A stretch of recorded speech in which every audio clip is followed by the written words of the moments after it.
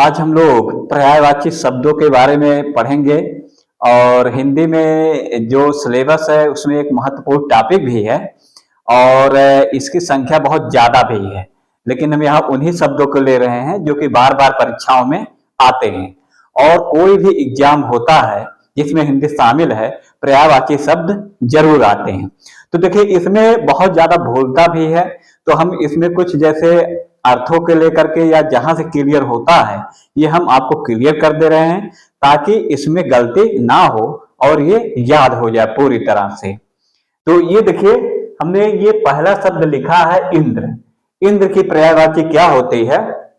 तो देखिए इंद्र ऐसे बना लीजिए कि देवताओं के राजा हैं। अब देवताओं की जो पर्यायवाची होती है उसमें जब हम इंद्र शब्द जोड़ते हैं तो वो इंद्र की पर्यायवाची बन जाती है।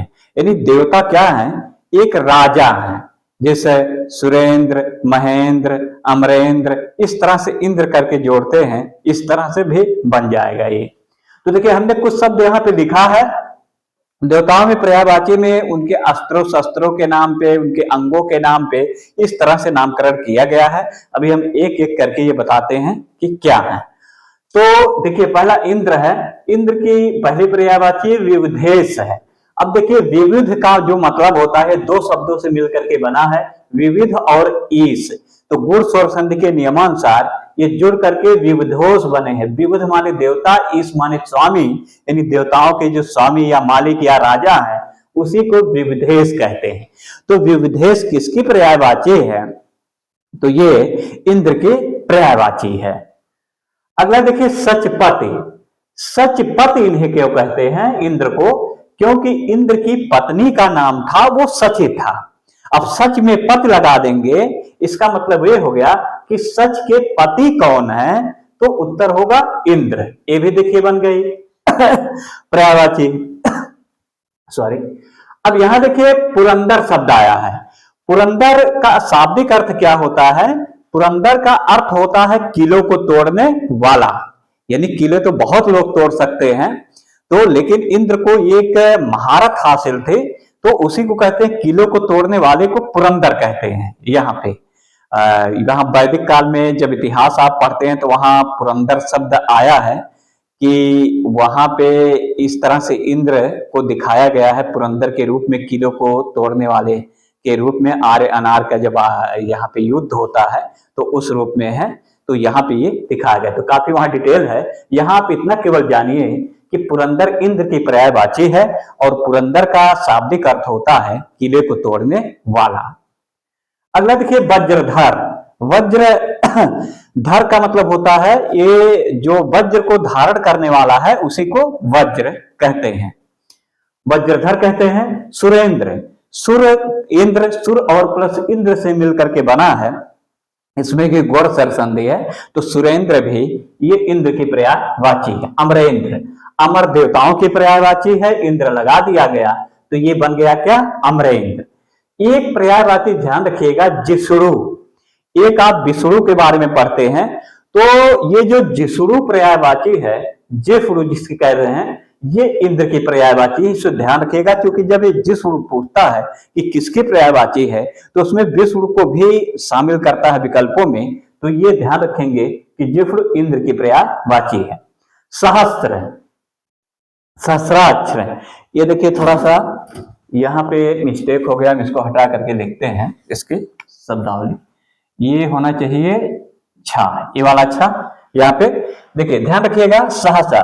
सहस्र का मतलब होता है हजारों और अक्ष का मतलब होता आंख, यानी हजारों आंखों वाले जो होते हैं देवता वो सहस्राक्ष कहा जाता है। और ये किसके लिए आया है? इंद्र के लिए। और ये देवराज, देवताओं के राजा है, तो देवराज इंद्र करके इनको बुलाया भी जाता है। तो इंद्र की इतनी पर्यायवाची आप पढ़ लीजिए और यही से ज्यादा आते हैं और बार बार आते हैं।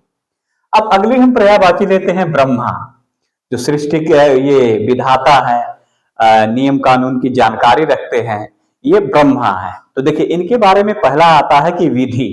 विधि का मतलब तो लॉ होता है, कानून होता है, तो इसका मतलब नियमों कानून के बारे में ब्रह्मा जी को जानकारी थी और ये विधान बनाते थे। तो इसीलिए इन्हें विधि कहा गया है। और विधान बनाने के कारण क्या कहा गया है? विधाता। यानी जो विधि का निर्माण करे, जो विधान बनाए, उसी को हम क्या कहते हैं? विधाता। इसके बाद कहते हैं स्वयंभू। स्वयं का मतलब एक होता है कि अपने आप से ही, भू का मतलब होता है यहां से उत्पन्न होना।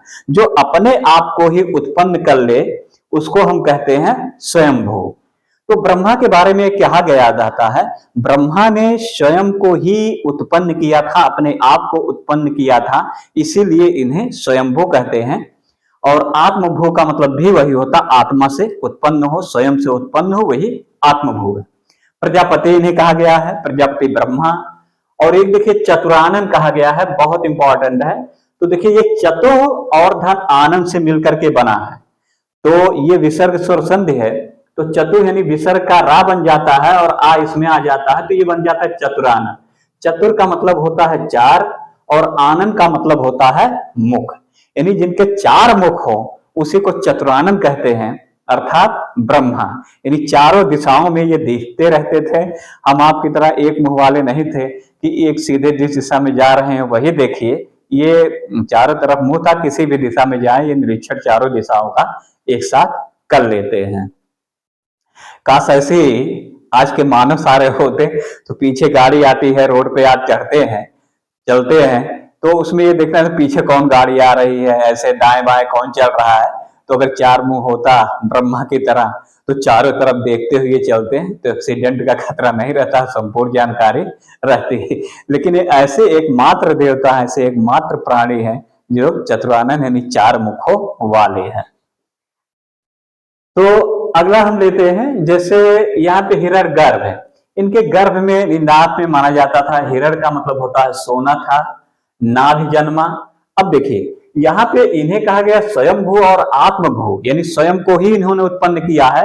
लेकिन जब आप विष्णु पुराण पढ़ते हैं तो विष्णु पुराण में ये उल्लेख है कि ब्रह्मा का जो जन्म हुआ है वो विष्णु की नाभि से हुआ है, इसीलिए इनका एक नाम नाभि जन्मा भी है। सदानंद यानी सदा ये आनंदित रहते हैं, खुश रहते हैं, इसीलिए इनका एक नाम सदानंद भी है। देखिए गणेश के बारे में, अब देखिए गणेश के बारे में पर्यायवाची में यहाँ पे, अब इनको तो लड्डू बहुत ज्यादा पसंद है तो मोदक प्रिय भी कहते हैं। इनके सवारी जो है जिस पे चलते हैं मूस है, तो मूसक वाहन भी कहते हैं। इनका एक बड़े ही इंपॉर्टेंट पर्यायवाची हैरंब है, तो हैरंब भी इन्हीं के लिए आया है। बाकी और तमाम इन्हें विघ्न नाशक है, विघ्नराज है, एक दंत है, और इस तरह से इनको पर्यायवाची है। तो हम देखिए बता रहे हैं विघ्न नाशक इन्हीं का नाम है और विघ्नराज, ये दोनों नाम क्यों आए हैं। देखिए विघ्न नाशक का मतलब ये है कि अगर गणेश जी की आप पूजा करते हैं और गणेश जी को अगर पसंद कर ले जाते हैं पूजा पाठ के माध्यम से, तो कहा जाता है कि जितने भी आपके कार्य में बाधाएं आएंगी सारी बाधाओं को ये दूर कर देंगे। यही कारण है कि श्री गणेशाय नमः से शुरुआत नई चीज की होती है, ताकि कोई बाधा आए तो गणेश जी दूर कर दे। शादी विवाहों में भी देखिए इसका बहुत ज्यादा प्रयोग होता है। तो ये विघ्न जो बाधाएं आती है उसका नाश कर देते हैं, उसको हटा देते हैं, इसीलिए विघ्न नाशक कहते हैं। अब इनका एक नाम विघ्नराज भी है। विघ्नराज का मतलब होता है कि विघ्न डालने वाले। अब देखिए अगर गणेश जी पसंद नहीं है, ये नाराज हैं, इनकी पूजा पाठ नहीं करते हैं, तो ये कहा जाता है कि ये कार्यों में बाधा डाल देते हैं, तो इसीलिए लोग पूजा करते हैं। तो इसीलिए इनका एक नाम विघ्नराज है। मूसक वाहन हमने बता दिया, इनकी सवारी मूस है, चूहा है, इसीलिए मूसक वाहन कहते हैं। मोदक प्रिय ये का है,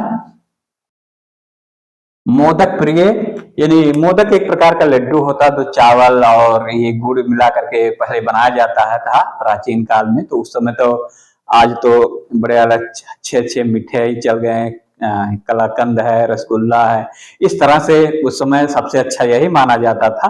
तो चूंकि इसीलिए लड्डू भी चढ़ाया भी जाता, तो इसीलिए इन्हें मोदक प्रिय कहते हैं। गजवदन, अब देखिए इनका जो मुख था ये हाथी का था, तो यहाँ पे हाथी गज मतलब हाथी और वदन का मतलब मुख, यानी जो जिसका मुख हाथी के समान हो उसी को कहते हैं गज वदन। वदन का मतलब मुख। अब देखिए अगर बदन आए, इसके वाह की जगह बा आ जाए तो इसका मतलब शरीर होता है। तो ध्यान रखिएगा, ये गज वदन है, वाह है, बा नहीं। हैरंब कहते हैं। हैरंब का मतलब ये शक्ति का प्रतीक है, जो शक्तिशाली होता है। गणेश को माना जाता था है कि ये शक्तिशाली बहुत ज्यादा है, बहुत ज्यादा इसमें पावर है, शक्ति है। तो इसीलिए इनका एक नाम हैरंब आया। एक दंत आया है। जब आप सीन देखते होंगे गणेश जी की, तो उसमें मतलब हाथी का यहाँ पे मुख तो लगा है, लेकिन हाथी में दो दांत होते हैं जो बाहर दिखाई देते हैं, लेकिन उसमें एक ही दांत दिखाई देता है। तो युद्ध में ये एक बार टूट गया था इनका दांत, तो इसलिए एक दांत बचा था, तो इसलिए इसको एक दंत भी कहते हैं गणेश जी को। दो मातुर क्यों कहते हैं? क्योंकि इनकी दो माताएं थी। एक तो यहाँ पार्वती थे, और दूसरा था जैसे जो हाथी के बच्चे को उसमें लगा दिया गया था, तो वो उनकी माताएं मान लिया गया, तो इसीलिए इन्हें दो मातुर भी कहते हैं, इन दो माताओं के संतान। कामदेव। कामदेव देखिए काम के देवता हैं, और इन्हें मदन, मनोज, कंदर्प, रतिपति, रति इन्हीं पत्नी का नाम था, और रतिपति कहते हैं, अनंग भी कहते हैं। यानी इसमें शंकर जी ने भस्म कर दिया था, तो शरीर इनका पूरी तरह जल गया था। लेकिन रति ने, जब इनकी पत्नी ने भगवान शिव से प्रार्थना किया कि हम जब पति ही मर गए तो हम रह के क्या करेंगे, तो भगवान शिव ने वरदान दिया कि ये सबके अंदर विद्यमान रहेंगे, लेकिन ये शरीर रूप में दिखाई नहीं देंगे। यानी रहेंगे लेकिन शरीर रूप में नहीं, इसलिए अनंग यानी बिना अंग के। इस तरह से ये कामदेव की पर्यायवाची है। इन्हें पुष्प धनवान भी कहा जाता है, क्योंकि फूलों की वर्षा करते हैं, पुष्पसर, इस तरह से और भी इनके नाम है। सूर्य का देखते हैं।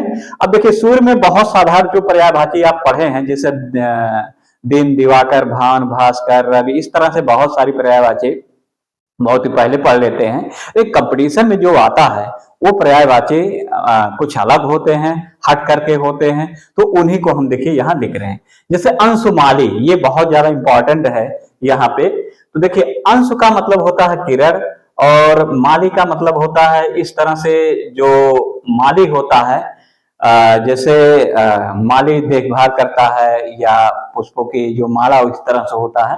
तो अंशु माली का मतलब होता है कि जो सूर्य जब निकलता है तो देखेंगे किरणें निकलती है, तो अंशु का मतलब किरण है, और एक इस तरह से चलती है रेत, तो इसीलिए इनका नाम अंशुमाली कह दिया गया।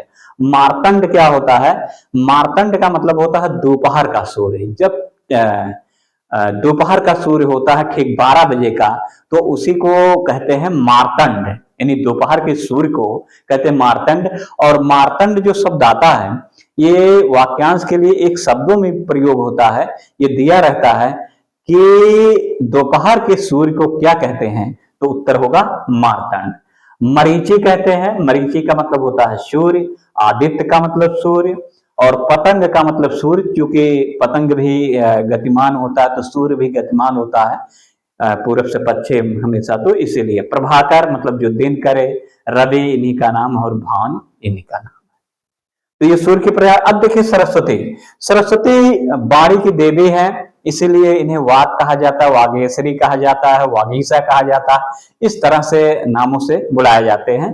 तो लेकिन यहाँ पे देखिए हमने लिखा है कि शारदा इन्हीं का नाम है। महाश्वेता, ये बहुत ज्यादा जरूरी है, महाश्वेता है, श्वेत साड़ी पहनते थे, इसीलिए इनका नाम महाश्वेता पढ़ा, बहुत ज्यादा आता है। इला, इला मतलब सरस्वती होता है, और इला का मतलब एक पृथ्वी या धरती भी होता है, तो दोनों होते हैं, ये दोनों में प्रयोग होते हैं, लेकिन इला यहाँ पे सरस्वती के लिए हमने लिखा। भारती और वागीसा, वो मतलब वाणी की जो देवी हैं, इसीलिए इन्हें वागीसा भी कहते हैं। तो ये पर्यायवाची यहाँ है। कुछ हम और पर्यायवाची इसमें लेते हैं जो कि जरूरी है।